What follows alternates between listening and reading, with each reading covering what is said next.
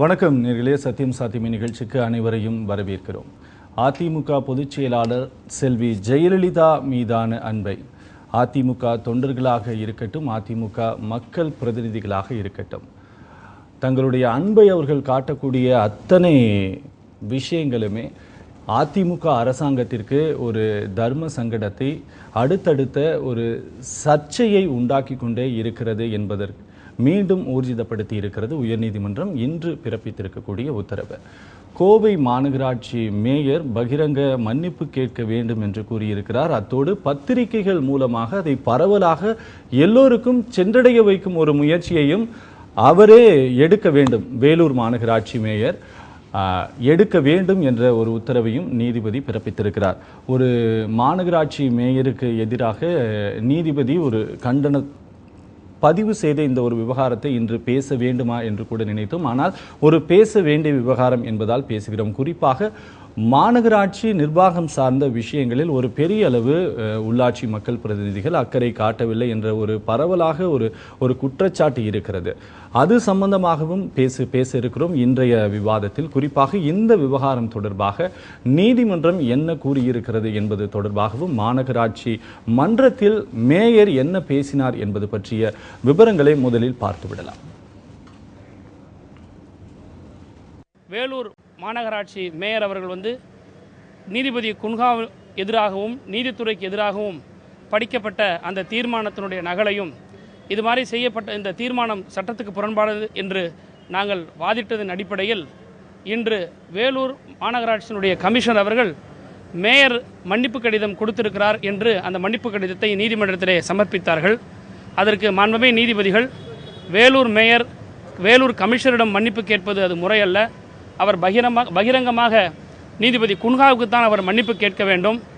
வருகிற 18 டிசம்பர் தேதிக்குள் வேலூர் மேயர் நீதிபதி குன்ஹாவுக்கு பகிரங்கமாக மன்னிப்பு கேட்டு பிரமாண பத்திரம் நீதிமன்றத்தில் தாக்கல் செய்ய வேண்டும்.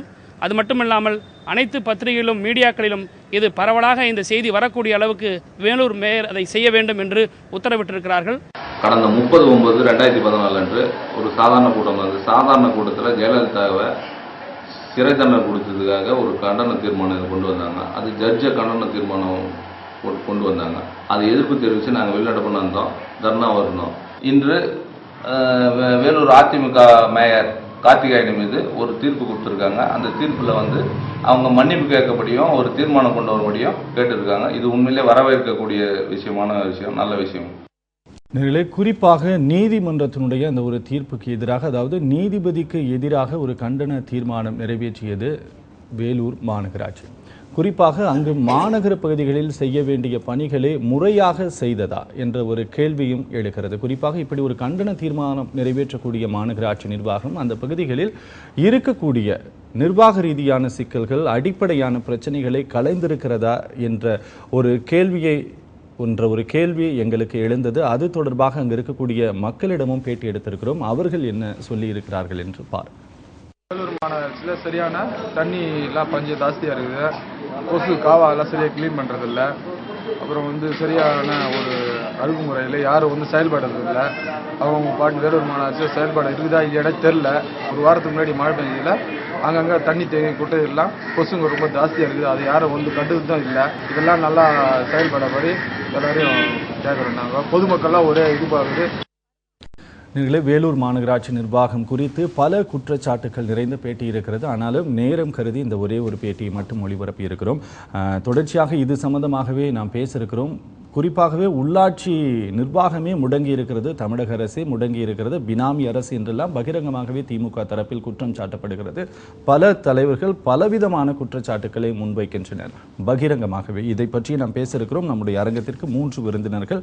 ஒருவர் அதிமுகவினுடைய முன்னாள் சட்டமன்ற உறுப்பினர் திரு சமரசம், மற்றொருவர் விவசாயிகள் தொழிலாளர் கட்சியினுடைய தலைவர் திரு பொன்குமார், மற்றொருவர் சட்ட பஞ்சாயத்து இயக்கத்தினுடைய மாநில பொதுச் செயலாளர் செந்தில் ஆறுமுகம். மூவரையும் வரவேற்று நிகழ்ச்சிக்குள் போகலாம். ஐயா, 3 பேருக்கும் வணக்கம். பொன்குமார், நான் உங்களிடமிருந்து தொடங்குவது உத்தமமாக இருக்கும் அப்படின்ட்டு நினைக்கிறேன். குறிப்பாக இந்த ஒரு மேயருக்கு இப்படி ஒரு கண்டனத்தை நீதிமன்றம் பதிவு செய்தது சம்பந்தமாக நீங்கள் என்ன நினைக்கிறீங்க? இதற்கு முன்பாக இப்படியெல்லாம் மாநகராட்சியில் ஒரு தீர்மானம் நிறைவேற்றப்பட்டிருக்கா? முதல்ல அதாவது துறையினுடைய தீர்ப்புகளுக்கு எதிர்ப்பாக கண்டனங்கள் நடத்துவது அல்லது அதற்கு எதிர்ப்பான நடைமுறைகளை கொண்டு வருவது என்பது ஒரு புதிய அத்தியாயத்தை தமிழகத்தில் அதிமுக உருவாக்கியிருக்கிறது. சார், வழக்கு நீதிமன்றத்தில் பதிவு செய்யப்படுகிறது. ஆதாரங்கள் அடிப்படையில் நீதிமன்றம் குற்றவாளி என்று தீர்ப்பளிக்கிறது, தண்டனை அளிக்கிறது. நீதிமன்றத்திலிருந்து வெளிவருவதற்கு நிறைய வாய்ப்புகள் இருக்கிறது. ஆனால் ஒரு நீதிமன்றத்தினுடைய தீர்ப்பை விமர்சிப்பது, அதுக்கு எதிர்ப்பாக போஸ்டர் ஒட்டுவது, நீதிபதியை விமர்சிப்பது, இவற்றையெல்லாம் மீறி ஒரு உச்சகட்டமாக உள்ளாட்சி அமைப்புகளில் போய் ஒரு நீதிபதிக்கு எதிர்ப்பாக ஒரு கண்டன தீர்மானம் நிறைவேற்று என்பது இது ஜனநாயகத்தில் இருக்கக்கூடிய செயலாக தெரியல. இல்லை பொன்குமார், நான் என்ன கேட்குறேன்னா, இன்னைக்கு நீதிமன்றங்களும் நீதிபதிகளும் கூட பார்த்தீங்கன்னா பலவிதமான சர்ச்சைகளுக்கு சிக்கி பலவிதமான விமர்சனங்களுக்கு ஆளாகி இருக்கிறதுனால நீதிமன்றங்களை பற்றியும் நீதிபதிகளை பற்றியும் கூட விமர்சிக்கலாம், பேசலாம், இது பண்ணலாம். ஆனால் என்னன்னா, இப்படி மாநகராட்சியில் தீர்மானம் நிறைவேற்றக்கூடிய அளவிற்கு அங்கே தீர்மானம் நிறைவேற்றினா என்ன நடந்துற போகுது? ஒரு மாநகராட்சியினுடைய ஒரு அதிகாரத்தை மீறிய ஒரு செயல் இல்லையா? அதாவதுங்க, நீதிபதிகளுடைய செயல்பாடுகளை, அவர்கள் எடுத்திருக்கிற குறைபாடுகளை விமர்சிப்பது என்பது வேறு. ஒரு தீர்ப்பை ஒரு நீதிமன்றத்திற்கு எதிர்ப்பான ஒரு நடவடிக்கை என்பது போல அதை விமர்சிப்பது, அதற்காக ஒரு பெரிய அளவில் இயக்கம் நடத்துவது என்பது வேறு.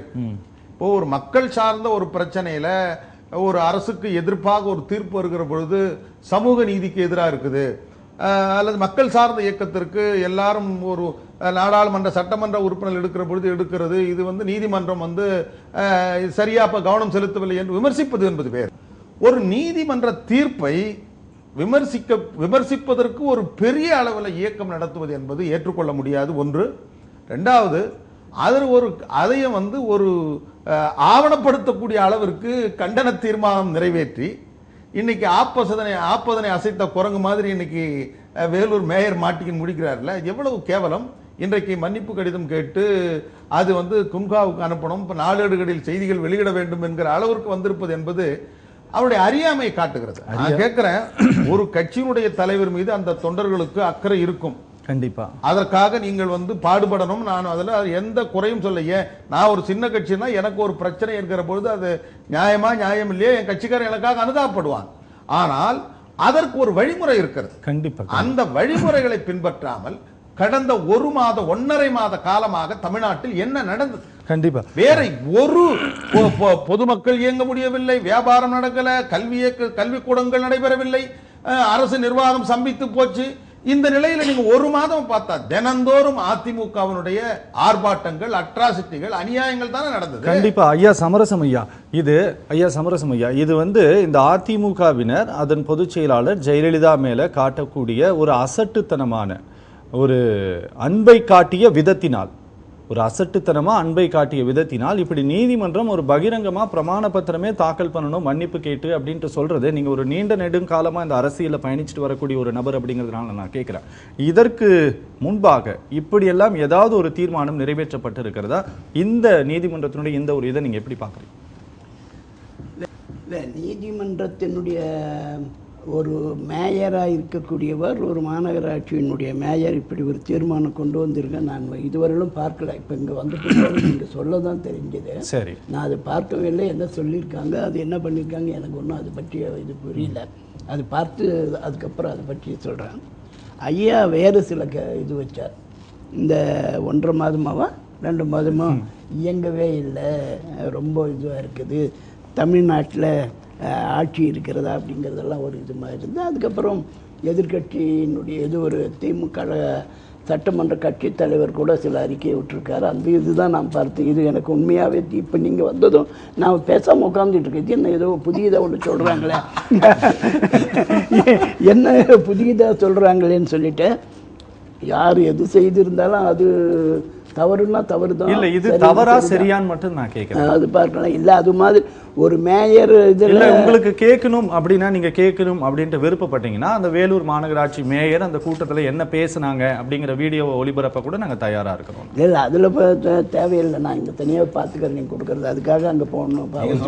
உங்கள் நேரத்தை நீங்கள் சொன்னால் நீங்கள் போய் சொல்ல வேண்டிய அவசியம் இல்லை. இல்லை, உங்களுக்கு நீங்கள் தெரியல அப்படின்னு நான் சொல்கிறதுக்காக உங்களுக்கு நீங்கள் பார்க்க அது அவசியம் இல்லைங்க. நீங்கள் சொன்னால் நான் ஏற்றுக்கிறேன். அது இதனால் ஒன்றும் பெரிய இதில்லை.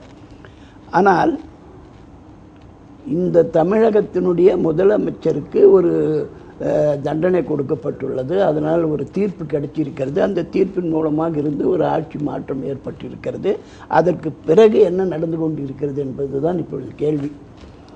அதை பொறுத்தவரையில் எனக்கு வரையில் புரட்சி தலைவி அம்மா அவர்களுக்கு ஒரு தீர்ப்பு வழங்கி அந்த தீர்ப்பின் அடிப்படையில் அவர்கள் முதலமைச்சராக இயங்கவில்லை என்றாலும் அதிமுக கழகம் பெருவாரியான சட்டமன்ற உறுப்பினரை கொண்டது. கழகத்தின் பொதுச் செயலாளர் தேர்ந்தெடுத்த ஒரு வேட்பாளர் மாண்புமிகு ஓபி அவர்கள். அது சட்டமன்ற உறுப்பினர்கள்லாம் வாக்களித்து செயல்பட்டு அவர் முதல்வராக இருக்கிறார். இதில் எந்த தில்லுமுள்ளும் கிடையாது. இல்லை, இதில் தில்லுமுள்ளெல்லாம் ஒன்றும் கிடையாது. ஐயா நான் கேட்குறேன், இதில் தில்லுமுள்ளு அப்படி இப்படின்றலாம் யாரும் எதையும் சொல்ல கிடையாது. யாரும் வேலை செய்யலைங்கிற குற்றச்சாட்டு தானே சொல்கிறாங்கன்னு. அங்கே தான் வரேன். இல்லை, என்ன நடந்திருக்குன்ட்டாச்சும் நீங்கள் சொல்லுங்களேன். இல்லை, அதுதான் சொல்கிறேன். சொல்லுங்க. இப்போ நீங்கள் இப்படி சொல்கிறதில்ல, நான் உங்களிடம் தெரிந்து கொள்ள விரும்புவது, எனக்கு தெரியாமல் இருந்தால் நீங்களே விளக்கம் கொடுக்கலாம்.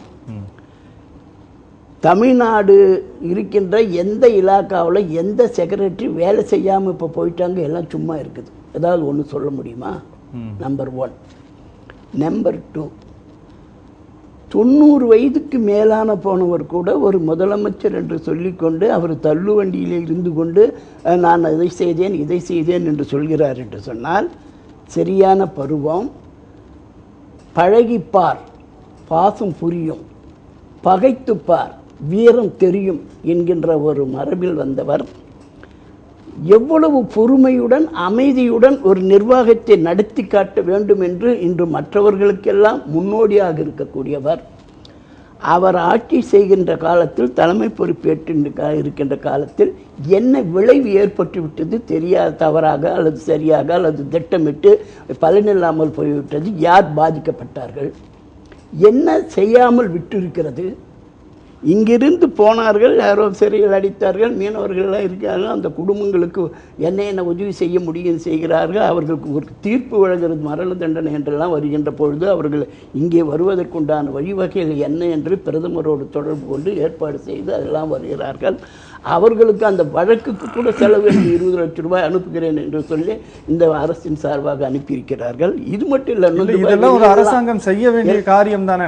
அப்ப அரசாங்கம் அவர் தான் அவர் செய்யறாரா இல்லையா? இல்ல, இதை ஏங்க ஒரு உண்ணாவிரதுன்ற பேர் சும்மா உட்காந்துக்கிட்டு 1.25 லட்சம் கோடி பேர் அப்படியே அழிஞ்சு செத்தாங்க. அதெல்லாம் பார்க்காத ஒருத்தர், பார்க்கக்கூடிய ஒருத்தர் குற்றம் சாட்டுவது யார் மீது? ஐயா, இது வந்து இது பாருங்க, நீங்க இந்த விவகாரத்தை நீங்க மாத்துறீங்கன்னு நான் எனக்கு தோணுது. நீங்க வேற ஒண்ணுக்கும் இதுக்கும் நான் முடிச்சு போறீங்க. நான் கேட்கறது இப்பவும் சென்னையின் பல பகுதிகளில் சாலை வந்து சரியாக இல்லை, பொது சுகாதாரம் கேள்விக்குறியாக இருக்கிறது. இந்த மாதிரியான விஷயங்கள்ல மாமன்ற உறுப்பினர்கள், மக்கள் பிரதிநிதிகள் சரியா வேலை செய்யல அப்படிங்கிறது தான் ஒரு குற்றச்சாட்டு. பல பகுதிகளில் பாதாள சாக்கடை திட்டம் சரியா செயல்படல அப்படிங்கிறது உங்களுக்கு தெரியும். அதை நான் சொல்லி நீங்க தெரிஞ்சுக்கணும்னு அவசியம் கிடையாதுன்னு இல்லைங்க. இந்த ஆளான் ஓடு நான் எனக்கு பிடிக்காத ஒண்ணு.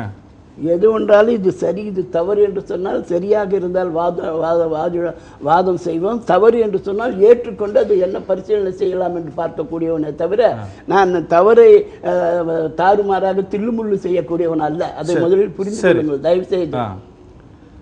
ஒரு ஆட்சியில் மாண்புமிகு பன்னீர்செல்வம் அவர்கள் முதல்வர். அவர் எதிர்க்கின்ற எந்த நடவடிக்கை ஒழுங்காக இல்லாமல் இருக்கிறது. ஏற்கனவே இருந்தவர்கள் 5 அதிகாரங்களை 5 பேரிடத்திலே ஒப்படைத்து விட்டு பொம்மையாக இருந்தவர் இந்த கேள்வியை கேட்கலாமா? யார் கேள்வியை கேட்பது? எந்த அடிப்படையில் எந்த காரியம் நின்று விட்டது? இவர் என்ன ஆட்சி தேரினுடைய கடையானியை எடுத்துக்கொண்டு போய் கையில வைத்துக் கொண்டாரா, மறைத்து வைத்து விட்டாரா, தேர் விழுந்து விடும் என்று சொல்வதற்கு? யாரை பார்த்து யார் கேள்வி கேட்பது? அதுதான் என்னுடைய கேள்வி. யார் கேட்கணும்? நீங்க நாங்கள் பொதுமக்கள் மத்தியிலிருந்து இப்படிப்பட்ட ஒரு குறையே வரல. அதை நாங்கள் எவ்வளவு செய்ய முடியுமோ அதை செய்து கொண்டு இருக்கின்றோம். இந்த இடைக்காலத்தில் இந்த புயல் மழை இதில் சில வேலைகள் செய்யாமல் இருக்கலாம், ஏதாவது தங்குதடை இருக்கலாம். அதுக்கு வந்தால் அது உடனடியாக நிவர்த்தி செய்வோம். எல்லா மாவட்டத்திலும் முடுக்கி விடப்பட்டு அந்தந்த மந்திரி அங்கங்க ஓடி அவன் செஞ்சாகணும், இல்லாவிட்ட பொறுப்பில் இருக்க முடியாது அதிமுக கழகத்தில். ஐயா, அமைச்சர்களுக்கு நான் சொல்றேன் கேளுங்களேன், அமைச்சர்களுக்கு தங்களுடைய பதவி போயிடும் அப்படிங்கிற ஒரு பயம் இருக்குது. சரி, அது வந்து நான் இல்ல இல்ல நான் அதிகாரிகள் இல்ல எந்த அதிகாரி எந்த இலாக்கா செயல சொல்லுங்க, அந்த இந்த இலாக்கா செயல்னு சொல்லுங்க. நாளைக்கு காலையில அந்த இலாக்கா என்னன்னு பாக்குறோம். இல்ல இல்ல நானு இந்த அதிகாரி வேலை செய்யறாரா இல்லையா அப்படின்ட்டு கண்காணிச்சு அவங்கள முடுக்கி விடுறதுக்கு தான் ஒரு கவுன்சிலரை தேர்ந்தெடுக்கிறாங்க. இலாக்கா சொல்லட்டுங்களா? சொல்லுங்க, நீங்க தாராளமா சொல்லுங்க. பொறுப்பேற்று சொல்லுங்க, நீங்க சொல்லுங்க செந்திலா இருக்கும். அதாவது இப்ப வந்து 2 பேர்த்திட்டு கேட்டீங்க, மாநகராட்சி இந்த மாதிரி தீர்மானம் நிறைய முன்னுதாரணம் எல்லாம் இருக்கான்னு சொல்லிட்டு. தமிழ்நாட்டில் இதை விட பெரிய முன்னுதாரணம் இந்தியாவிலேயே தமிழ்நாடு முன்னுதாரணமா இருந்துட்டு இருக்கு. ஆளும் கட்சியா இருக்கக்கூடிய ஆளுங்கட்சியில் இருக்கக்கூடிய முதலமைச்சரா இருக்கக்கூடியவரே வந்து ஊழல் குற்றச்சாட்டுக்கு உள்ளாக்கப்பட்டு நீக்கப்பட்ட வரலாறே தமிழ்நாட்டில் இருக்குது. இப்ப வந்து 2 விஷயம். ஒண்ணு, மாநகராட்சி மேயருக்கே வந்து அப்படி தீர்மானம் நிறைவேற்றலாமா இல்லையா, அது சரியா தவறான்னு விவரமே தெரியல. ஒண்ணு, அதிமுக பிரதிநிதியா வந்திருக்கிறவருக்கு வந்து அப்படி ஒரு செய்தியே நடந்தது, அப்படி நடந்ததாங்கிறதே தெரியலங்கிறாரு. இது ரெண்டுமே பாத்துக்கல நீங்க நிர்வாகம் வந்து தமிழ்நாட்டுல எப்படி நடந்தது. இல்ல அதுதான் நிறைய விஷயம். இல்ல இல்ல அந்த நேரத்துல இல்ல இல்ல செந்தில் ஆறுமுகம் நீங்க அப்படி பொத்தாம் பொதுவா சொல்லக்கூடாது. ஏன்னா அந்த நேரத்துல பலவிதமான சம்பவங்கள் நடந்ததுனால ஒரு குறிப்பிட்ட சம்பவத்தை ஒருத்தர் தெரிஞ்சுக்காம இருக்க ஒரு தவறு கிடையாது. ஒரு வார்த்தை, இந்த நிகழ்ச்சிக்கு என்னை கூப்பிடும் பொழுது கூட இப்படி எதிர்கட்சி ஒரு கட்சித்தலைவர், சட்டமன்ற கட்சித்தலைவர் ஒரு சில வரிகளை பேசி பேசியிருக்கிறார்.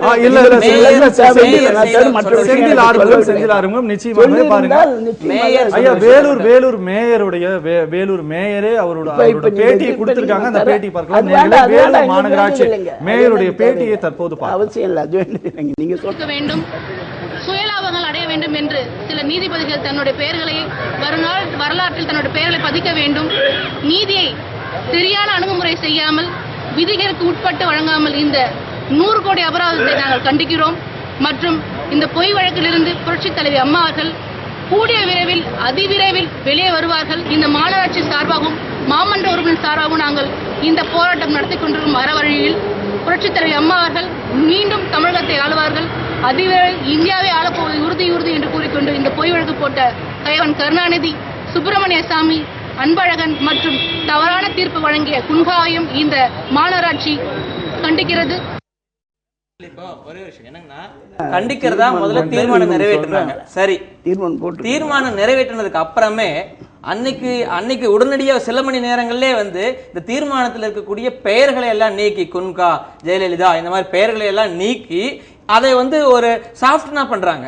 அப்ப வந்து அவங்களுக்கு தீர்மானம் நிறைவேற்றப்பவே தெரியும் இது வந்து நீதிமன்ற கண்டனத்துக்கு உள்ளாகும், இது நம்ம வந்து அதிகாரத்தை மீறி செய்யறோங்கிறது தெரியும். அப்ப எதுக்காக செய்யறாங்கன்னா, இப்ப வந்து அந்த தீர்ப்பு வெளியானதுல இருந்து எல்லா கட்சிக்காரங்களும் எப்படியாவது தன் கட்சி தலைவரோட கவனத்தை ஈர்த்துடணும். ஒருத்தர் பால் காவடி எடுக்கிறாரு, இன்னொருத்தர் வந்து கோயில்ல கும்பிடுறாரு. இந்த மாதிரி அவங்க இப்ப பண்ணன விஷயம்ங்கிறது என்ன வந்து கூழு காசை மீசை காசுன்னு சொல்லுவாங்க. தன்னோட தலைவரோட நன்மதிப்பையே பெற்றணும். அதுக்காக வந்து பத்திரிகை டிவியில பேட்டி கொடுத்து அறிக்கை கொடுத்து தீர்மானம் நிறைவேற்றிட்டாங்க. அன்னைக்கு மாலையே தீர்மானத்தை மாற்றி இருக்காங்க. இன்னைக்கு வந்து விஷயம், அன்னைக்கு மாலையே வந்து தீர்மானத்தை மாற்றி இல்ல இதுல இருந்து பெயர்கள் நீக்கப்பட்டு விட்டது, நாங்கள் அதை வந்து சரி செய்து விட்டோம் அன்னைக்கு மாலையே சொல்லியிருக்காங்க. அப்ப அன்னைக்கு மாலை தெரிஞ்சது வந்து அப்ப அவங்களுக்கு காலையில தெரியாதா, தீர்மானம் நிறைவேற்றும் போது தெரியாதா? அப்ப வந்து அது வந்து ஒரு வெளிமக்களுக்கு வந்து ஒரு தோற்றத்தை உருவாக்குறாங்க. நாங்களும் ஏன்னா தமிழ்நாடு முழுக்க ஒவ்வொரு மாவட்டத்திலும் யார் யார் எந்தெந்த வகையில் எல்லாம் இந்த தலைவியின் கவனத்தை ஈர்த்தார்கள் அப்படிங்கிற வகையில வேலூர் மாநகராட்சி மேயர் வந்து இப்படி வந்து கவனத்தை ஈர்த்திருக்காரு. அதுதான் அவன் கவனத்தை ஈர்ப்பதற்காக செய்யப்பட்ட ஒரு நாடகம் தான் அது. ஐயா சமரசம் ஐயா, இது நிச்சயமாக பார்த்தீங்கன்னா இந்த பேட்டியை வந்து நாங்கள் ஒளிபரப்பு பண்ணது உங்களுக்காகத்தான். இது வந்து நீங்க தெரிஞ்சுக்கணும் அப்படிங்கிறதுக்காக. இப்போ நீங்க சொல்லுங்க, இவங்க செஞ்சது சரியா தவறா? இல்லை, இந்த மாதிரி பேட்டி இந்த மாதிரி விஷயத்துக்கெல்லாம் கொடுக்க வேண்டிய அவசியம் இல்லைன்றது தான் என்னுடைய தனிப்பட்ட கருத்தும். என் கட்சியில் யாருன்னா நீங்கள் இந்த தீர்மானத்தை போடுங்கன்னு அமைச்சரோ அல்லது அந்த சம்மந்தப்பட்ட கட்சியினோட தலைமையோ அல்லது யாரோ சொல்லி செஞ்ச காரியம் அல்ல. சரி, அது அங்கே இருக்கக்கூடிய அந்த வரும்போது இந்த மாதிரி ஒரு தீர்மானத்தை அவங்க அதிமுக கவுன்சிலரை கொண்டு வந்து வச்சு அதை பண்ணியிருக்காங்கிறது அவங்க செஞ்சுருக்கிறாங்கன்னு நான் நினைக்கிறேன். இல்லை, அது நான் கேட்குறது இப்படி ஒரு காரியத்தை நம்ம வந்து முதல்ல நம்ம செய்யக்கூடாது அப்படிங்கிற ஒரு அடிப்படையான ஒரு விஷயம் கூட இந்த வேலூர் மாநகராட்சி மேயருக்கு தெரியாம இருக்கிறது சரியா தவறா? அதையாச்சும் தெரியாம இருக்கிறது சரியில்லாது, அவ்வளவுதான். அவங்களுக்கு தெரிஞ்சது அது பண்ணியிருக்காங்க, அது அவசியம் இல்லை. அவசியம் இல்லாத அவங்க செஞ்சிருக்காங்க, அது ஒன்றும் இல்லை. இப்போ நீங்க பாருங்க, இப்போ அவங்களுக்கு தெரியாம இருக்கிறது அவங்க வந்து செஞ்சிருக்கிறது அவசியம் இல்லை அப்படின்ட்டு சொல்லும்போது எனக்கு என்னன்னா, இப்படியான ஒரு நபர்களை ஏன் வந்து அதிமுக வந்து ஒரு மேயர் கேண்டிடேட்டா அனௌன்ஸ் பண்ணி அவங்களை வந்து தேர்ந்தெடுத்து இப்படி திரும்ப இந்த அரசாங்கத்துக்கு அவங்களுக்கு வந்து ஒரு முக்கியத்துவம் கொடுத்து இந்த அதிமுக தலைமை வந்து ஒரு நடவடிக்கை எடுக்குது. ஆனா அவங்க என்ன பண்றாங்கன்னா, இந்த அதிமுக தலைமைக்கு ஒரு அவப்பெயரெல்லாம் ஏற்படுத்தி இருக்காங்க அவங்களுடைய அறியாமையால. அந்த அறியாமையினால் அவர் செய்தது தவறு அந்த தலைமைக்கு அது வருமானால் அவர் அந்த பொறுப்பிலே இருக்க மாட்டார். அதுதான் அம்மா. அது ஒன்று முதல் தெரிஞ்சுக்குங்க. இது மாதிரி எல்லாம் செய்யுங்கன்னு அம்மா அவங்க சொல்லி செய்யறதில்ல.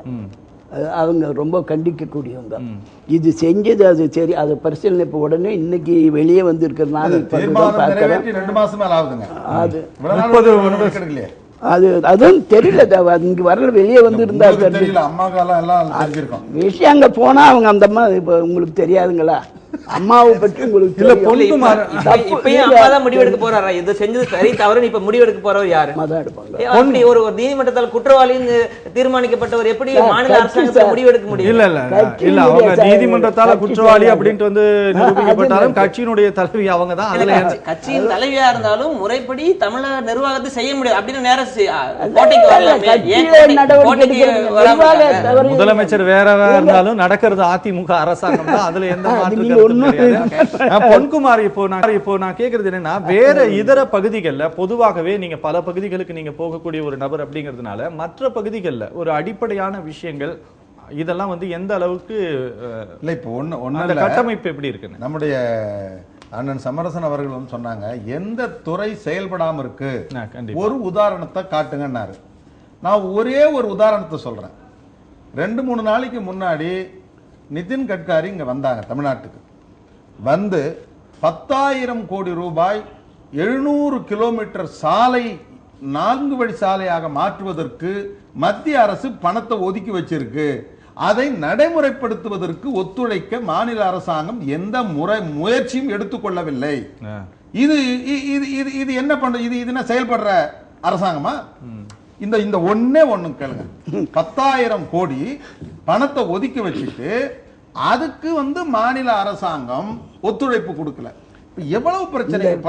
ஒரே நான் சார்ந்த அமைப்பு சாரா தொழிலாளர்கள் இன்றைக்கு தமிழ்நாட்டில் 2.25 கோடி பேர் இருக்காங்க. கடந்த ஆட்சியில என்னுடைய முயற்சியால் அந்த தொழிலாளர்களுக்கு 16 வாரியங்கள் அமைக்கப்பட்டு கிட்டத்தட்ட இன்றைக்கு 1 கோடி குடும்பங்கள் பயன்பெறக்கூடிய அந்த வாரியங்கள் இந்த 3 ஆண்டு காலமாக முடங்கி கிடக்குது. அதுல இந்த 3 மாதமாக நீங்க இறந்து போனவனுக்கு பணம் 15 நாள்ல கொடுக்கணும் நான் உத்தரவு போட்டேன். ஆனால் 10 மாதமாக பணம் கொடுக்கல. வாரியத்துல ஒரு வேலையும் நடக்கல. இது சம்பந்தமாக கடுமையான கடித போக்குவரத்துக்கள் முதலமைச்சருக்கு, தொழிலாளர் துறைக்கு, ஆணையருக்கு தொடர்ந்து அனுப்புறோம். நீதிமன்றத்தில் 7 வழக்கு போட்டிருக்கிறோம். என்ன நடக்குது? போன மாதத்துக்கு முன் மாதம் மத்திய அமைச்சர் ஒருத்தர் வந்து 100 கோடி ரூபாயில் சிறு தொழில் பூங்காவை மத்திய அரசு தொடங்க முயற்சிக்கிறோம். இதற்காக முதலமைச்சர் கூட இல்லை, அதனுடைய சிறு தொழில் துறை அமைச்சராக இருக்கக்கூடிய மோகன் அவர்களை சந்திப்பதற்காக நாங்கள் முயன்று அவர்களை சந்திக்க முடியவில்லை. ஆகவே நாங்கள் 100 கோடி எடுத்து அடுத்த மாநிலத்துக்கு அந்த தொழிலை தொடங்க போறோம்ன்றாங்க. நான் சொல்றது என்ன செயல்படக்கூடிய நிர்வாகம்? இன்றைக்கு வந்து எல்லா தரப்பு மக்களும் போராடி கொண்டிருக்கிறார்கள். யாரை கூப்பிட்டு பேசுறீங்க? முல்லை பெரியார்ல 142 அடியாக உயர்த்தணும்னு உத்தரவு போட்டிருக்கு. இப்ப வந்து அங்க உத்தரவு போய் 136, 37 அடியை தாண்டின உடனே அந்த அதிகாரம் அளிக்கப்பட்ட குழு போய் பார்க்குது. பார்த்த உடனே கேரளா வந்து தண்ணி உயர்த்தக்கூடாதுன்றான். இல்ல நீதிமன்றம் பிரகாரம் உயர்த்தணுன்றான். 37 அடி போன உடனே கேரள அரசாங்கம் மந்திரி சொல்றாரு, கேரள நீர்ப்பாசன அமைச்சர், இது சம்பந்தமாக நாங்கள் மீண்டும் உச்ச நீதிமன்றத்தில் வழக்கு தொடுக்க இருக்கிறோம். இன்னும் இதுவரை தமிழ்நாடு அரசாங்கம் வாயை திறக்கல, வழக்கு தொடுக்க போறாங்க. சரி, அமராவதி அணையில இப்ப குறுக்கா வந்து பாம்பன் பகுதியில் வந்து பாலம் கட்டுறான், எடுத்து போய் அடிக்கல் நாட்டியாச்சு, மரத்தை வெட்டுறான், கட்டுமான பணி நடக்குது. இது வந்து காவிரி நதிநீர் ஆணையத்தினுடைய தீர்ப்புக்கு எதிரான முயற்சிகள்ல இன்றைக்கு கேரள அரசாங்கம் ஈடுபட்டு இருக்கிறது. இதுவரையில் இந்த அரசாங்கம் எடுத்துக்கொண்ட முயற்சி என்ன? குறைந்தபட்சம் அது தடுத்து நிறுத்துவதற்காக ஒரு அறிக்கை வந்ததா? நீதிமன்றத்தை அணுகி இருக்கிறார்களா? எந்த துறை நடக்குது? ஒரு துறையை நடக்கல. எல்லா அதிகாரிகளும் ஃபேனை போட்டு உட்கார்ந்து இருக்கிறான். அதாவது இன்றைக்கு இருக்கிற முதலமைச்சர் ஓ பன்னீர்செல்வம் நல்லவர், அதுல ஒன்றும் சந்தேகம் கிடையாது. ஆனால் அவரால் செயல்பட முடியாது, செயல்பட அனுமதிக்க மாட்டார்கள். விதமான குற்றச்சாட்டுக்களை வைத்திருக்கிறார் திரு பொன்குமார். நம்மிடையே அருண்குமார் வியாசர்பாடியை சேர்ந்த ஒரு நேயர் இருக்கிறார், அவரோடு பேசலாம். வணக்கம் அருண். வணக்கம் சார். அருண் வணக்கம், சொல்லுங்க அருண். எனக்கு ஒன்றும் இல்லை, அஇஅதிமுகல இருக்காரு இல்லையா, அவர்கிட்ட தான் ஒரே ஒரு சின்ன கேள்வி மட்டும் கேட்கணும். தாராளமா கேட்கலாம் அருண். எனக்கு ஒண்ணும் இல்ல, இவங்க அரசான அன்னைக்கு வந்து மேயர் வந்து ஒரு தீர்மானம் போட்டு எல்லாருமே வந்து கண்டிக்கத்தக்கதுன்னு சொன்னாங்க. அந்த ஜட்ஜு எல்லாரும் கருணாநிதி அன்பழகன் சர்மெல்லாம் ஒரு கண்டிக்கத்தக்கதுன்னு சொல்லிட்டு இருந்தாங்க. சரி, எனக்கு என்னன்னா இப்ப ரோடு சரியில்லை, மழை பெஞ்சு எல்லா இடமும் வந்து அவ்வளோ நான்சென்ஸா இருக்கு. சரி, இதுக்கு ஒரு தீர்மானம் போட்டு மக்களுக்கு ஒரு நல்லது இப்படி பண்ணணும். ஆனா இது வரைக்கும் எந்த மேயர், சென்னை மேயரும் பண்ண மாட்டாரு, வேற எந்த மேயரும் பண்ண மாட்டாங்க. ஏன் பண்ண மாட்டாங்க? அப்ப மக்கள்னா நான் பைத்தியக்காரங்களா? ஓட்டு போட்டோம் நாங்க. நன்றி அருண், நன்றி, உங்களுடைய கருத்துக்கு நன்றி. ஐயா, நீங்க பதில் சொல்லலாம்னு நினைக்கிறேன் இந்த ஒரு கேள்விக்கு. அதை பாருங்க, உள்ளாட்சித்துறையில் சென்னை நகர மேயர் எடுத்திருக்கின்ற நடவடிக்கைகள் பாராட்டத்தக்கதாக இருக்கிறது என்று எல்லோருமே சொல்லி. யார் சொல்றாங்கன்னு? யார் சொல்லாதவங்க? யார் சொல்றாங்கன்னு நீங்க சொல்லுங்க. அதான் இவர் சென்னையில இருந்து தான் பேசினாரு, வியாசர்பாடியில இருந்து. எங்க அது ஒருத்தர் எங்க? சரி சரி ஐயா, நீங்க நீங்க நீங்க சொல்லுங்க. என்ன? இல்ல நான் கேக்குறேன். இவர் ஒரு இயக்க தலைவர், இவர் ஒரு இயக்க தலைவர். அதனாலதான் பொதுவா வந்து நாங்க வந்து நேயர்கள் ஒண்ணு சொல்லுவா. இதெல்லாம் எங்க நீங்க எல்லாருமே 100க்கு 100 அதிமுக ஓட்டு போட்டவங்கல்ல. அதிமுக ஓட்டு போடாதவங்க இருக்கிறாங்க. அவங்க குற்றம் சொல்றது எப்பவுமே காரணமா இருக்கிறவங்களும் இருக்காங்க. அதெல்லாம் வந்து அவங்களையும் நாங்க திருப்திப்படுத்தணும். அதுக்கு நான் ஒத்துக்கிறேன். சரி, நீங்க வந்து ஆட்சி என்பது வந்து அதிமுகவுக்கு மட்டும் இல்ல ஐயா, இது ஓட்டு போட்டவங்க மட்டும் இல்ல இல்ல, இது ஓட்டு போடாதவங்களுக்கும் தான். இப்ப அவர் சொன்ன அவர் வேதனை அவர் சொன்னால் அந்த வேதனைக்கு மருந்து நாம் கொடுக்க வேண்டிய எங்களுடைய கடமை.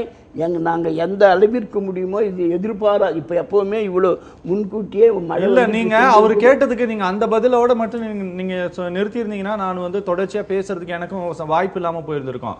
நீங்க வந்து சென்னை மாநகராட்சி மேயர் எடுத்திருக்கக்கூடிய நடவடிக்கை எல்லோரும் பாராட்டும் வகையில் இருக்கு சொன்னதுனாலதான் நான் அடுத்த கேள்வி கேட்க வேண்டிய கட்டாயத்திற்கு தள்ளப்பட்டிருக்கேன். என்ன நடவடிக்கை எடுத்திருக்காருன்னு நீங்க சொல்லுங்க. எந்த நடவடிக்கை எடுக்கணும்னு சொல்லுங்க ஐயா. நீங்க நான் சொல்றேன் பாருங்க, இந்த குப்பையை கொட்டுறதுக்கு ஒரு பெட்டி மாதிரி ஒண்ணு வச்சாங்க பல பகுதிகளில். ஏன்னா அது வந்து பாத்தீங்கன்னா ஒரு 10,000 ரூபாய் மதிப்பீடு மட்டுமே வரக்கூடிய பெட்டிக்கு கிட்டத்தட்ட ஒரு 1.25 லட்சம் ரூபாய் அளவிற்கு இடத்துக்கு தகுந்தார் போல என்ன பல பகுதிகளில் வைக்கப்பட்டது கடந்த சில மாதங்களுக்கு முன்பாக. இன்னைக்கு நீங்க அந்த கார்பரேஷன் அந்த குப்பை தொட்டியை நீங்க போய் பாருங்க, அது எந்த லட்சணத்துல இருக்கு அப்படின்ட்டு தெரியும். ஏன்னா பல இழப்பீடு வந்து இதனால ஏற்பட்டது அப்படிங்கிற ஒரு குற்றச்சாட்டு எல்லாம் கூட மிக பகிரங்கமாகவே இருக்கு. நான் வந்து சொல்றது இது வந்து ஒன்னு வந்து ஒரு உதாரணத்துக்கு நான் சொல்றேன். நீங்க வந்து அவர் என்ன நடவடிக்கை எடுத்திருக்கிறாரு அப்படின்ட்டு இப்ப நாம இந்த உண்மையாலுமே இந்த விவாதம் வச்சது எதுக்காக அப்படின்னா, இந்த அரசாங்கத்திற்கு ஒரு அவப்பெயரை உண்டாக்கக்கூடிய அளவில் தான் எல்லா மக்கள் பிரதிநிதிகளும் செயல்படுகிறார்கள் அப்படிங்கிற ஒரு குற்றச்சாட்டை தான், அது வந்து நிஜமா பொய்யா அப்படின்ட்டு தெரியணும் அப்படிங்கிறதுக்காக தான் ஒரு மக்கள் பிரதிநிதியான உங்களையே நாங்க வந்து கூட்டிட்டு வந்திருக்கிறோம். அதாவதுங்க, நீங்க எடுத்து வைக்கிறதுல சொல்லுகின்ற குறைகளை போக்குவதற்கு நாங்கள் கடமைப்பட்டவர்கள். அதுல 2 பாயிண்ட்டும் கிடையாது. சரி, கேட்கறது யாரு, எந்த கட்சி, என்ன ஜாதி, என்ன மதம், ஓட்டு போட்டாங்களா இல்லையா, இதெல்லாம் கிடையாது. சரி, அதுக்கு நாங்க ஏத்துக்கிறோம். அதுக்கு நாங்க தான் முதல்வர், நாங்க தான் மேயர், நாங்க தான் ஆட்சியில் இருக்கிறோம். அதனால அது எங்க பொறுப்பு. சரி, பல விஷயங்கள் செய்கின்ற பொழுது சிலர் இன்னைக்கு போட்டு செஞ்சுட்டு போயின்னு இருப்போம். இப்போ இந்த ட்ரெயின் போடுறாங்க, ட்ரெயின் ரோட், அதில் இன்னைக்கு போடுறது இன்னும் சிலது இன்னும் முடியாமல் கூட சில இடத்துல இன்னும் கூட இருக்குது, நமக்கு தெரியுது. வீடு கட்டுறதுக்கு பாருங்க, சென்னை மதியதுன்ட்டு அரசாங்கத்துக்கு தெரியாமல் அங்கங்கே சாலை போட்டு இப்போ எத்தனை ஏரி இருந்திருக்கும், அந்த ஏரியெல்லாம் இருக்கான்னு பாருங்க. இப்போ வள்ளுவர் கோட்டன்றாங்க, அது எங்கே? அது ஒரு பெரிய ஏரி பள்ளத்திலே போய் முதல் கட்டிடுவாங்க. அது எப்படியும் அங்கிருந்து சொல்லிட்டு அந்த இது நடைமுறையில் தெரியும் அவருக்கு, யார் போகிறாங்க, எப்படி கொம்பு நடுறாங்க, அதுக்கப்புறம் எப்படி ஆக்கிரமிப்பு பண்ணிக்கிறாங்க, அதுக்கு பாதை உண்டா இல்லையான்றதெல்லாம் அவர் தெரியும். நான் 3 முறை எம்எல்ஏ இருந்து நான் போனேன். அதனுடைய அவதி எவ்வளவு என்று எங்களுக்கு தெரியும் நேரடியாக.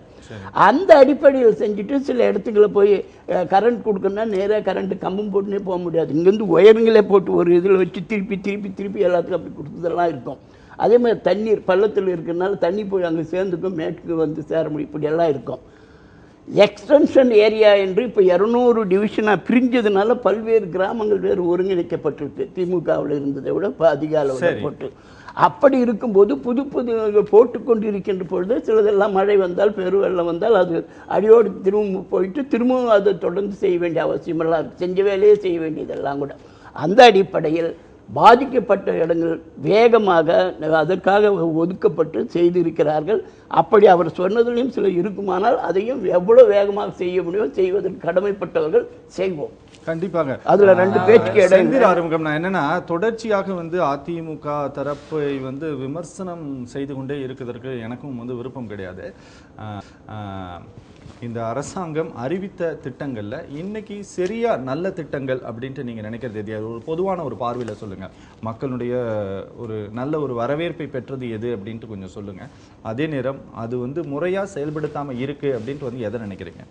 அதாவது இன்னைக்கு அதிமுக மேல குறை சொல்லணுங்கிறது நம்ம நோக்கம் இல்ல. ஆளுங்கட்சியா இருக்கிறாங்க, அதனால அவங்க தான் எல்லா வேண்டிய ஒரு நிலை இருக்குது. கண்டிப்பா அந்த வகையில அவங்களும் திட்டங்கள் செயல்படுத்திட்டு தான் இருக்காங்க.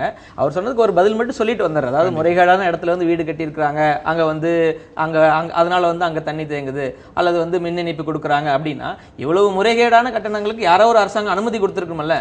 பல்வேறு ஒண்ணு அதிமுக அரசு கொடுத்திருக்கணும், அல்லது திமுக அரசு கொடுத்திருக்கணும். இந்த 2 அரசாங்கம் தான் முறைகேடான இடத்துக்கு அனுமதி கொடுத்திருக்காங்க. ஊழல் நடந்திருக்குது, அதனாலதான் அந்த பிரச்சனையே வருது. இவங்களே அனுமதி தவறான இடத்துக்கு அனுமதி கொடுப்பாங்களாமா, அப்புறம் ஏன் போய் அங்க பில்டிங் கட்டணும்னு கேள்வியும் கேட்பாங்களாமா. இது எந்த வகையிலும் ஏற்றுக்கொள்ள முடியாது. இது ஒரு பக்கம் இருக்கட்டும். நீங்க கேட்டபடி திட்டங்கள் இது எந்த திட்டங்கள் போட்டாலும் பெரும்பாலும் அது உண்மையாக அந்த மக்களுக்கு சென்று சேருவதில்லை. எடுத்துக்காட்டு சொன்னா அப்படி ஓரளவுக்கு பரவாயில்லாம இருக்கக்கூடிய திட்டம்னா இந்த அம்மா உணவகத்தை சொல்லலாம் குறிப்பிட்டு. ஏன்னா இன்னைக்கு ஏழைப்பாளைகள்ல இருந்து சிட்டியில தங்கி படிக்கிறவங்க வேலை செய்யறவங்க யாரா இருந்தாலும் அவங்களுக்கு ஒரு பயனுள்ள திட்டம்னா இந்த அம்மா உணவகத்தை கொஞ்சம் சொல்லலாம். அதுவும் இன்னும் நிறைய விரிவுபடுத்த வேண்டிய கட்டத்தில் இருக்குது. ஆனால் அது ஒன்றை குறிப்பிட்டு சொல்லலாம். அதை தாண்டி இது மிக பெரும்பாலான திட்டங்கள் ரேஷன் கார்டுல இருந்து ரோடு கான்ட்ராக்ட் வரைக்கும் பாலங்கட்டத்திலிருந்து எந்த திட்டமாக இருந்தாலும் அதில் ஊழல் மலிஞ்சிருக்கிறதுனால, ஏன்னா சட்ட பஞ்சாயத்து இயக்கம் சார்பாக நாங்கள் ஒரு தொலைபேசி சேவை மையம் நடத்துகிறோம். மக்களுக்கு எந்த பிரச்சனையாக இருந்தாலும் எங்களோட தொலைபேசியில் கூப்பிடலான்னு சொல்கிறோம். இதற்கு 50,000 தொலைபேசிக்கு மேலே வருது. மக்கள் அடிப்படை விஷயங்கள் ரேஷன் கார்டு, பட்டா, இந்த மாதிரி டிரைவிங் லைசன்ஸ் எதாக இருந்தாலும் சாதாரண விஷயத்துக்கு கூட அலக்கடிக்கப்படுறாங்க. அதுதான் இது இந்த அதிமுக ஆட்சியில் மட்டும் இல்லை, இதுக்கு முன்னாடி இருந்த ஆட்சியிலும் இதே தான் நடந்திருக்கும். இன்னைக்கு தான் இந்த இவ்வளோ தொலைபேசி வருது. அப்போ அது நிதர்சனம். எங்கள் அலுவலகத்துக்கு ஒரு நாளுக்கு 200-300 போன் வருதுன்னா அது இந்த அரசாங்கத்தின் செயல்படாத தன்மையோட ஒரு வெளிப்பாடு. எங்களுக்கு முடியல, யாராவது ஹெல்ப் பண்ண. சின்ன சின்ன விஷயங்கள், மிகப்பெரிய திட்டங்களுக்கெல்லாம் அவங்க கேட்கல. சாதாரண அப்போ அரசாங்கத்திற்கு மக்கள் எதிர்பார்க்கிறது என்னன்னா அடிப்படை சின்ன சின்ன விஷயங்கள்ல கவனம் செலுத்துங்க. அதுலயே அவங்க கவனம் செலுத்த தவறிட்டாங்க. இது ஒண்ணு. இன்னும் 2 குறிப்பிட்ட விஷயங்களை நான் சொல்ல வர்றேன். இப்போ என்னென்ன திட்டங்கள் நாங்க செய்யல அப்படின்னு சொல்லி கேட்டாங்க. அதுல இப்ப காவிரி டெல்டா எடுத்துங்க. விவசாயிகளை பத்தியும் கொஞ்சம் பேச வேண்டி இருக்குது. இப்ப மழை மிக பெரிய மழை பெய்தது சமீபத்தில். அது காவிரி டெல்டாவே மூழ்கியது. ஒரு கட்டத்தில் என்னன்னா தண்ணி வெள்ள அப்படின்னு சொல்லிட்டு நம்ம போராட்டம் பண்ணிட்டு இருந்தோம். இப்போ மிக தண்ணி பெரிய மழை பெஞ்சிருக்கு, ஒரு வகையில் மூழ்குது, பயிரெல்லாம் மூழ்குது. விவசாயிகள் கண்ணீர் குரல் கொடுக்குறாங்க, ஏதாவது செய்யுங்க அப்படின்ட்டு. ஆனா கவனம் எல்லாம் இங்க எங்க இருக்குது? தங்களோட தலைவியோட கவனத்தை எப்படி கவர்றது, அவர் எப்படி இதுல இருந்து மீட்டு கொண்டு வரதுல தான் கவனம் இருக்கோ தவிர காவிரி டெல்டா விவசாயிகள் ஐயாட்டே கேட்ப நீங்க என்னென்ன செஞ்சீங்க, காவிரி டெல்டா விவசாயிகள் அவங்க குறை தீர்வதற்கு, அவங்க மழை அந்த வெள்ள பாதிப்பிலிருந்து மீண்டு வருவதற்கு என்ன செஞ்சாங்க அப்படிங்கிற ஒரு பெரிய கேள்வி இருக்கு. 2வது சகாயம் குழு, அது குறிப்பிட்டு பேசணும். எனக்கு தமிழ்நாடு முழுக்க இன்னைக்கு இருக்கக்கூடிய ஒரு கனிம வள முறைகேட்டுக்கு எதிராக குழு அமைக்கப்பட்டது. நீதிமன்றத்திலே மிக தெளிவா சொல்லியிருக்காங்க, அனைத்து வகையான மைனிங் 32 டிஸ்ட்ரிக்ட்ஸ் மைனிங் அப்படின்னு குறிப்பிட்டு சொல்லியிருக்காங்க. அது ஆற்று மணல், தாது மணல், கல்குவாரி, கிரானைட்டு எல்லாத்தையும் உள்ளடக்கியதான் ஆராய்ச்சி பண்ணணும்னு சொல்லி சகாயம் குழுவுக்கு சொன்னாங்க. ஆனா இன்னைக்கு சீஃப் செக்ரட்டரி கொடுத்திருக்கக்கூடிய உத்தரவுல மதுரை மாவட்டத்தில் கிரானைட் ஊழல் பத்தி மட்டும் விசாரிக்கணும் அப்படின்னு சொல்லிட்டு உத்தரவு கொடுத்திருக்காங்க. ஏன்னா மதுரை மாவட்ட கிரானைட்ல தான் திமுக புள்ளிகள் உள்ள இருக்கிறாங்க. அழகிரி சம்பந்தப்பட்டவர்கள் அங்க இருக்கிறாங்கிறதுனால அப்ப குறிப்பா அந்த விஷயத்தை பற்றி ஆராய்ச்சி செய்கிறாங்க. அப்போ இது மிக பல ஆண்டுகளுக்கு பயன்படுத்த வேண்டிய இயற்கை வளங்கள் சம்பந்தப்பட்ட பிரச்சனைகள் கூட அதிமுக அரசாங்கம் என்ன பாக்குதுன்னா திமுக எங்க அதுல இருக்குது அப்படின்னு பார்த்து தான் செயல்படுத்த தவிர மக்கள் பிரச்சனைகள், அப்ப விவசாயிகள் பிரச்சனையா இருந்தாலும் சரி, இயற்கை வள அக்கறையோடு செயல்படுவதாக இல்லை. கண்டிப்பாக. கனகராஜ் நேயர் இருக்கார், பேசலாம். வணக்கம் கனகராஜ். ஹலோ சார், சொல்லுங்க சார். வணக்கம் கனகராஜ், சொல்லுங்க. நீங்க தான் சொல்லணும் சார். அதான் சார், இப்ப இந்த உர தட்டுப்பாடுங்கிறது இன்னும் தீர்ந்த பாடு இல்ல. இன்னும் இந்த ஏரியாவுல யூரியா கிடைக்கல. நீங்க சிவகாசியில இருந்து பேசுறீங்க இல்லையா? ஆமாங்க சார். என்ன பண்றீங்க நீங்க? நாங்க மக்காச்சோளம், எலுமிச்சை இந்த மாதிரி விவசாயம் பண்ணிக்கிட்டு இருக்கேன் சார். சரிங்க, சரி. இதுக்கு இனி பிரைவேட்ல போய் வாங்கணும்னு சொன்னா அவங்க என்ன ரேட்டு வைக்கிறாங்கங்கிறதும் தெரியல. இன்னும் முதல் கிடைக்கவே இல்லை. பிரைவேட்லயும் கிடைக்கல, இங்க சொசைட்டிலயும் கிடைக்கல. நீங்க அங்க போய் கேட்டா என்ன பதில் சொல்றாங்கன்னு? இன்னும் வரல. எப்ப வரும் ஆமா? அது அவங்களுக்கு தெரியாதுங்கிற பதில் கொடுக்குறாங்க. இல்ல ஏன் வரல அப்படின்ட்டு கேட்டதுக்கு என்ன பதில் சொல்றாங்க? அந்த இதெல்லாம் வந்து எங்களுக்கு அவங்களுடைய சிம்பிள் ஆன்சர் வந்து இன்னும் கிடைக்கலங்க, ஒரு வாரம் பிடிக்கும், இல்ல 10 நாள் பிடிக்கும். இல்ல அதுக்கு பொறுப்பா பதில் சொல்ல வேண்டிய அதிகாரி யாரு கனகராஜ்? அந்த அளவுக்கு டீடைல் தெரியலங்க சார். யார் மூலியமா கேட்கணும்ங்கிறது தெரியல எங்களுக்கு. நீங்க அந்த சொசைட்டி மூலமா கேட்டாலும் சரியா பதில் இல்ல. அங்கேயும் வந்து இன்னும் உரம் வரல, இந்த பதில் தான் அவங்க கொடுக்குறாங்க. நன்றி நன்றி கனகராஜ் உங்களோட பதிலுக்கு. பொன்குமார், பலவிதமான இப்போ பேசும்போதெல்லாம் கூட கேட்டிருக்கோம், ஐயா அவர்கிட்ட ஒன்று பேசிடலாங்க. இந்த மாதிரியான இப்போ இவர் சொன்னபடி இந்த ரேஷன் கார்டு பட்டா கிட்டா இந்த பிரச்சனை எல்லா காலகட்டத்திலும் இங்கே இருக்கிறது தான் ரொம்ப இயல்பான விஷயம். இதற்கு முன்பாக பேசின இந்த அருண் இந்த அடிப்படை விஷயங்கள்ல இந்த என்னோட பகுதிக்கு இந்த ரோடு போடணும், இங்கே ஒரு சுகாதார வளாகம் கட்டணும் அப்படின்னா சம்மந்தப்பட்ட மாமன்ற உறுப்பினர் எந்திரிச்சு கோரிக்கை வைப்பார், அது வந்து தீர்மானமாக நிறைவேற்றப்பட்டுவிடும் அப்படிங்கிறதெல்லாம் ரொம்ப பார்க்கக்கூடிய விஷயம்தான். அப்படியான திட்டங்கள் இந்த ஒரு வளர்ச்சிக்கான கட்டமைப்பு அப்படிங்கிறது எந்த அளவுக்கு நடந்திருக்கு அப்படின்னு நினைக்கிறீங்க? ஏன்னா இன்னொரு 17 மாதம் தான் இந்த ஆட்சி காலம் இருக்குது. அதாவதுங்க ஒரு உதாரணத்துக்கு சென்னையிலேருந்து நீங்கள் காஞ்சிபுரம் காரில் போங்க, இந்த சாலை எப்படி இருக்குன்னு பாருங்கள். ஆனால் அதுக்கு கப்பம் கட்டுறோம் டோல் வரின்னு பார்த்தீங்களா, அது வாங்கிறது பார்த்தீங்கன்னா 300 ரூபா வாங்குறான். ஆனால் அவன் சாலை பராமரிக்கலை. சாலை போட்டதுக்கு வசூல் பண்ணி காலமே முடிஞ்சு போச்சு. இப்போ சாலை பராமரிப்புக்குன்னு வசூல் பண்ணுறானுங்க. சாலை எப்படி இருக்குது? சென்னை மாநகரத்தில் எந்த மாநகராட்சி எல்லாம் எங்கே எடுங்க, எங்கே சாலை வசதி இருக்குது? சரி, மழை பெஞ்சு இப்போ 1 மாதம் ஆச்சு, இப்போ 20 நாள் ஆச்சு. இதுவரையில் குண்டு குழியுமாக இருக்கிற சாலையை சரி பண்ணுவதற்கு இந்த நிர்வாகம் அரசாங்கம் எடுத்த நடவடிக்கை என்ன? 2, அதாவதுங்க இப்போ ஒரு கேள்வி கேட்டீங்க, இந்த அரசாங்கத்தில் பாராட்டக்கூடிய திட்டம் எதுன்னு சொன்னீங்க. சரி, நீங்க தான் சொல்லுங்களேன். பாராட்டக்கூடிய திட்டம்ன்றது நான் கேட்கறது ஒரு 10 பேருக்கு சாதம் போடுறது திட்டம் இல்லை, அது ஒரு உதவி. பசிக்கிறவனுக்கு சாப்பாடு போடுறதுக்கு ஒரு உதவி. ஆனா அவனை பசி இல்லாம வாழ கத்து கொடுக்கறது தான் திட்டம். ரைட், ஏதோ ஒரு சாப்பாடு போட்டீங்க, எவ்வளவு பேருக்கு போட்டிருக்கீங்க, எவ்வளவு பேர் சாப்பிட்றாங்க? விடுங்க. நீங்க இந்த 3.5 ஆண்டு காலத்தில் இந்த அரசாங்கம் வந்து என்ன புதிய திட்டம் போட்டிருக்கு? மருத்துவ காப்பீடு திட்டம் திமுக ஆட்சியில் கலைஞர் கொண்டு வந்தார், பேரை மாற்றி வச்சிருக்கீங்க, அமௌண்ட் உயர்த்திருக்கீங்க. வீடு கட்டும் திட்டம், அருமையான திட்டம். குடிசைகள் இல்லாத வீடு கட்டுவதற்கான ஒரு திட்டத்தை கலைஞர் கொண்டு வந்தார். அந்த திட்டத்துக்கு நீங்க உங்க பேரை வச்சு நீங்க நடைமுறைப்படுத்துறீங்க. அவர் இலவச டிவி கொடுத்தாரு, இலவச ஸ்டவ் கொடுத்தாரு, நீங்க மடிக்கணினியை ஆடு மாடும் கொடுக்குறீங்க. ஆனால் உங்களுக்கு நீங்கள் சொல்லக்கூடிய அளவிற்கு எந்த புதிய திட்டத்தை கொண்டு வந்தீங்க? திமுக ஆட்சி காலத்தில் 43,000 கோடி சாலைகளுக்கு மட்டும் இந்திய அரசாங்கத்துடைய பணம் தமிழ்நாட்டில் முதலீடு செய்யப்பட்டு அவ்வளவு சாலைகள் 4 வழி பாதையாக மாற்றப்பட்டிருக்கிறது. சென்னையிலிருந்து திருச்சிக்கு போனோம்னா 8 மணி நேரம் ஆன காலம் இன்னைக்கு 3.5 மணி நேரத்தில் போறோம். சாலை போக்குவரத்து தான் ஒரு நாட்டினுடைய வளர்ச்சிக்கு அடிப்படை கட்டமைப்பு. இல்ல, ஆனால் நம்ம தமிழக முதலமைச்சருடைய இந்த விஷன் 2023 அந்த ஒரு இதுல கூட வந்து பாத்தீங்கன்னா கிட்டத்தட்ட இந்த சாலைகளுக்கு ரொம்ப முக்கியத்துவம் கொடுத்துருக்கு சார், கொடுக்குறாங்க. சட்டமன்றத்துல வந்து 110 கீழே பாத்தீங்கன்னா பல 110 அறிவிச்சாச்சு. எது நடைமுறைக்கு வந்தது சார்? நான் கேட்பது, ஒரு அரசாங்கம் என்பது ஜனநாயக அடிப்படையில் இருந்தா மக்கள் ஒரு பிரச்சனையை போய் அதிகாரிகிட்ட சொல்லி நடக்கலன்னா சட்டமன்ற நாடாளுமன்ற உறுப்பினர்கிட்ட சொல்லணும், அடுத்து அமைச்சர்கிட்ட சொல்லணும், அடுத்து முதலமைச்சர் சொல்லணும். இந்த அடுக்கு தான் ஜனநாயகம். இங்க எங்க நடக்கும்? நீங்க சார் எந்த ஐஏஎஸ் அதிகாரி எந்த அதிகாரியாவது அமைச்சருக்கு இப்ப பயப்படுறாங்களா? நீங்க போலீஸ் ஸ்டேஷன் போய் கேட்டு பாருங்க. போன் பண்ணி என்னடா நான் கார்டன் பேசுறேன், அண்ணா திமுக வேஷ்டி கட்டு போய் உட்கார்ந்தா கூட ஒரு இன்ஸ்பெக்டர் நீ என்ன இந்த கார்டன் போடியா? எந்த நீங்க சாதாரண காவல்துறையில் இருக்கிறவர் கூட பொறுப்புல இருக்கிறவனையே மதிக்கலன்னா காமன் பீப்புள் எப்படி மதிப்பான்? இதுக்கு என்ன காரணம்? அதிகாரம் ஒரு இடத்தில் குவிக்கப்பட்டிருந்தது.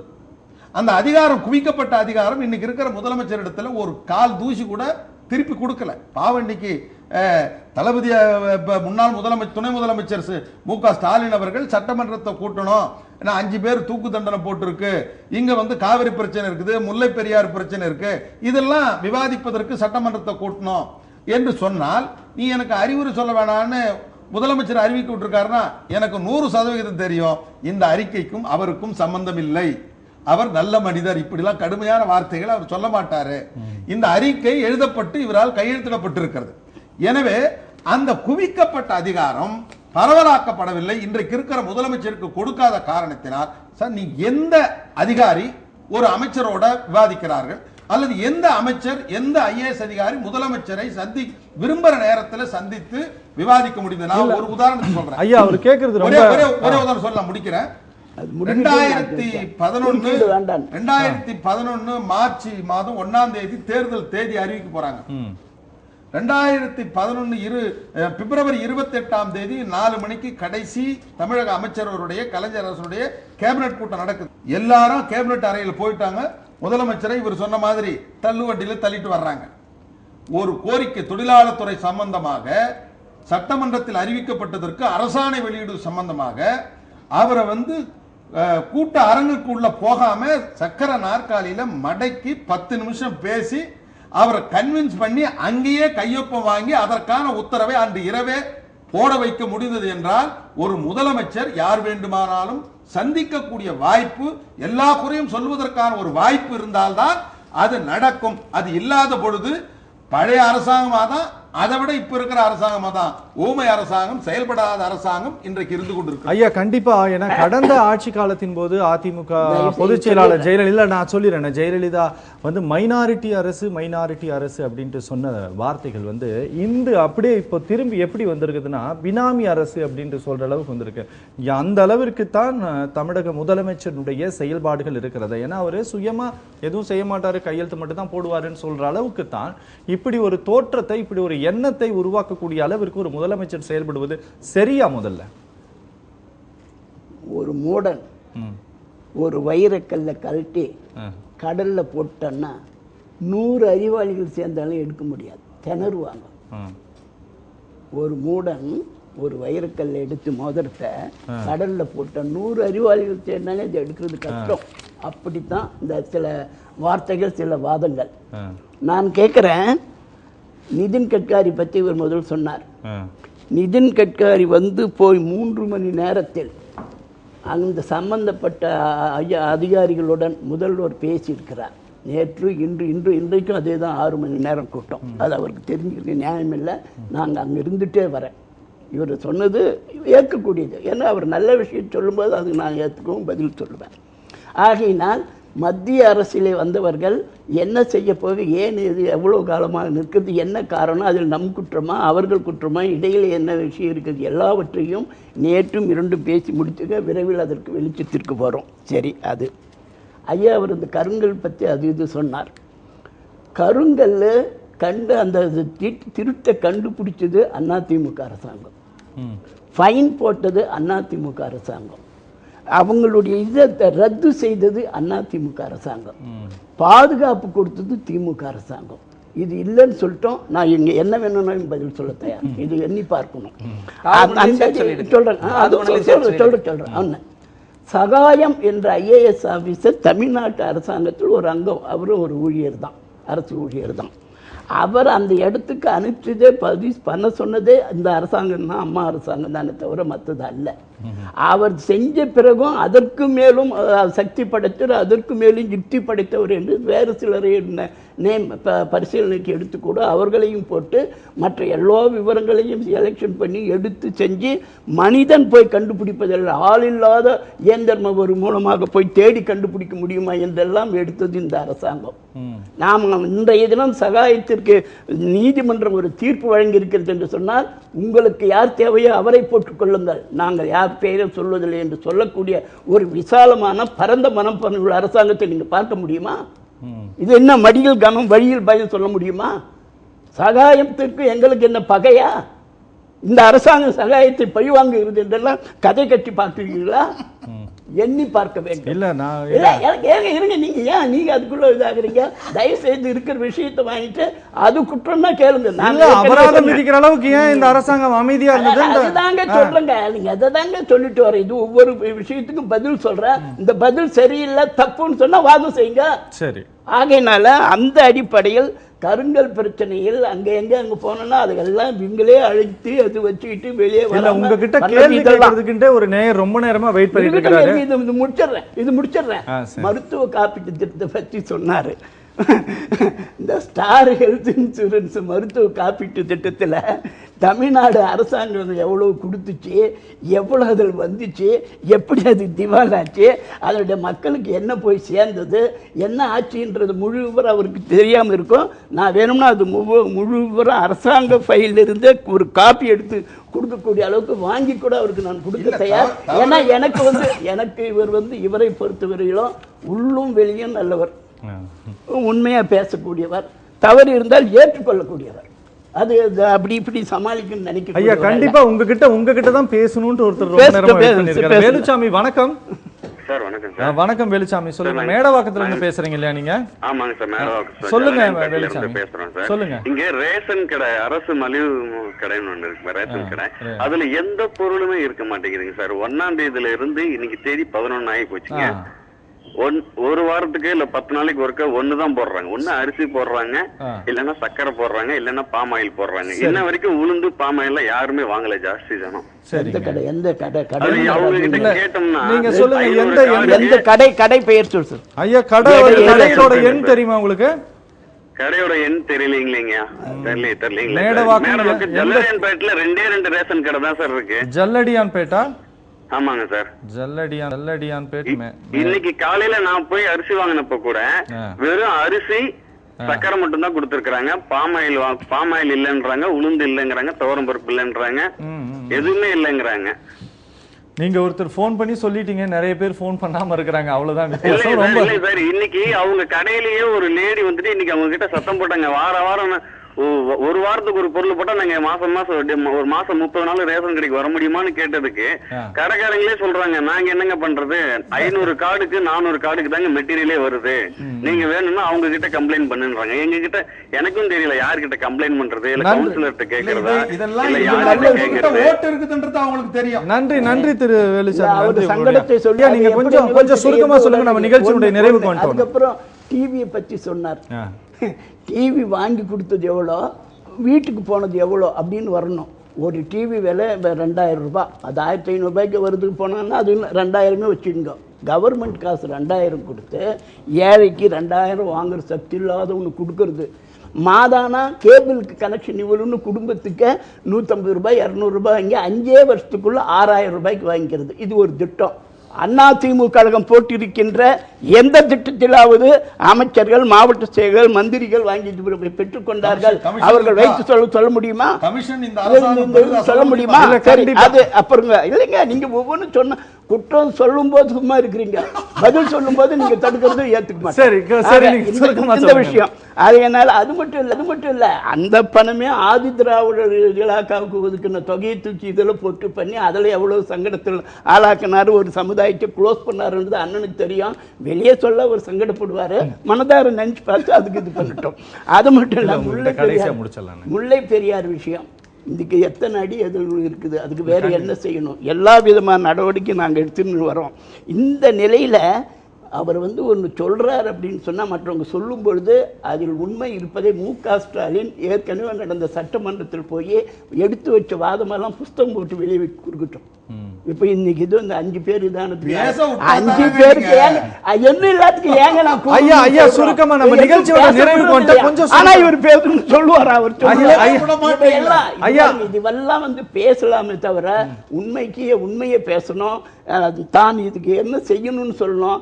ஏங்க தனக்கு என்ன நோயின்னு அவர் தெரியாத நிலையில அவ்வப்போது வெளிநாடு போறாரு. தனிப்பட்ட விமர்சனங்களுக்கு இடம் இது கிடையாது. அது சொல்லல. இல்ல கண்டிப்பான இல்ல, தனிப்பட்ட விமர்சனங்களுக்கு இடம் இது கிடையாது சொல்ற விஷயம். ஆகையினால அந்த மாதிரி இருக்கிறதுல இன்றைக்கு நாடு நல்லா இருப்பதனால்தான் திமுக ஆட்சியிலே மதுரைக்கு போகாத ஸ்டாலின் அதிமுக ஆட்சியில் ஜாலியா போறாரு, அங்க வாக்கிங் போறாரு. ஏற்கனவே வாக்கிங் போய் கிருஷ்ணன் திமுக ஆட்சியில் காலியானவர். இல்ல ஐயா நன்றி உங்களுடைய கருத்து. திரு பொன்குமார், நீங்க போதுங்கிற அளவுக்கு குற்றச்சாட்டை வைத்திருக்கிறீங்க. ஆனாலும் அதுல ஒரு நியாயமான ஒரு காரணம் ஒண்ணு இருக்குது. திரு செந்தில் ஆறுமுகம், நீங்க இறுதியா நீங்க சொல்ல விரும்புறது என்ன? 2 பேருமே பாத்தீங்கன்னா மக்கள் பிரதிநிதிகள். அவர் முன்னாள் வாரிய தலைவர், முன்னாள் சட்டமன்ற உறுப்பினர். 2 பேரும் பேசுனதை நீங்க கேட்டிருப்பீங்க. இது மாறி மாறி அவங்க குற்றச்சாட்டு சொன்னாலும் இறுதியா நீங்க என்ன சொல்ல விரும்புறீங்க? கொஞ்சம் சுருக்கமா சொல்லுங்க. இல்ல, தமிழ்நாட்டுல வந்து நிர்வாகம் ஸ்தம்பித்து கிடக்குது. ஸ்தம்பித்து யார் முதலமைச்சர் அப்படிங்கிறது பெரிய வினா போட்டி நடத்த வேண்டிய சூழல்ல இருந்துட்டு இருக்குது. ஒரே ஒரு கருத்தை மட்டும் சொல்லி முடிச்சோம். தமிழ்நாட்டில் சட்டத்தின் ஆட்சி, காவல்துறையை பத்தி சொன்னாங்க. இப்போ வந்து அக்டோபர் 4ஆம் தேதி அன்னைக்கும் 5ஆம் தேதி அன்னைக்கும் வந்து எம்ஜிஆர் சமாதியிலையும் காந்தி சிலை முன்னாடியும் எம்எல்ஏக்கள், மேயர், கவுன்சிலர்கள் எல்லாரும் வந்து நூற்றுக்கணக்கில் நின்று வந்து போராட்டம் நடத்தினாங்க. நம்ம எல்லாத்துக்கும் தெரியும். ஒரு குற்றவாளியை வந்து அவங்களுக்கு ஆதரவா பண்ணாங்க. அதை வந்து காவல்துறை வந்து அனுமதி கொடுத்து பாதுகாத்தது. இதே சட்ட பஞ்சாயத்து இயக்கம் சார்பாக வந்து நாங்க வந்து அக்டோபர் 5ஆம் தேதி அன்னைக்கு வந்து அதே காந்தி சிலைக்கு முன்னாடி வந்து ஒரு சேவை பெறும் உரிமை சட்டம், ஒரு சட்டத்தை வேண்டி வந்து போராட்டம் நடத்தணும். நான் உட்பட எங்க இயக்கத்தில் ஒரு 30 பேர் மேல வழக்கு போட்டிருக்காங்க. 146 IPC 143 188 என்ன அன்லாஃபுல் அசம்பிளி. ஆமா, நாங்க 30 பேர் வந்து அன்லாஃபுல்லா அங்க அசம்பிளி ஆயிட்டோம். அப்ப எங்க மேல வழக்கு போட்டிருக்காங்க. இது எடுத்துக்காட்டுக்காக சொல்றேன். அப்போ இத்தனை எம்எல்ஏக்கள் நின்னாங்க, இத்தனை கவுன்சிலர்கள் நின்னாங்க, மேயர் நின்னாங்க. இவங்க அத்தனை பேர் மேலேயும் வழக்கு போட தயாரா? நாங்க இப்ப மனுவை அனுப்பிச்சிருக்கோம் அரசாங்கத்துக்கு. அப்போ வந்து என்ன, சாதாரண மனிதனுக்கு ஒரு நீதி, மக்களுக்காக போராடுறவங்களுக்கு ஒரு நீதி, மக்கள் பிரதிநிதியா இருந்தா அவங்க சட்டம் தங்க கையில் எடுத்துக்குவாங்க. இது ஒரு எடுத்துக்காட்டு. இதே போலதான் மொத்த நிர்வாகம் நடந்துட்டு இருக்குது. நிச்சயமாக இந்த ஒரு விவாதம் உண்மையாகவே குற்றம் சாட்டுவதற்காக கிடையாது. மக்கள் மீதான அக்கறையோடு உண்மையாக மக்கள் பிரதிநிதிகள் செயல்பட வேண்டும் அப்படிங்கிற ஒரு நோக்கத்தை மையப்படுத்தி தான் நடத்தணும். ஆனாலும் 3 பேரும் பலவிதமான விஷயங்களை பேசுனீங்க. அதில் சில குற்றச்சாட்டுகளை நீங்கள் மிக பகிரங்கமாகவே ஏற்றுக்கொண்டீங்க. சத்தியம் தொலைக்காட்சி சார்பாகவும் நேயர்கள் சார்பாகவும் 3 பேருக்கும் மனமார்ந்த நன்றி. இன்றைய சத்தியம் சாத்தியமே விவாத மேடை இத்தோடு நிறைவு பெறுகிறது. மீண்டும் சந்திக்கலாம். நன்றி, வணக்கம்.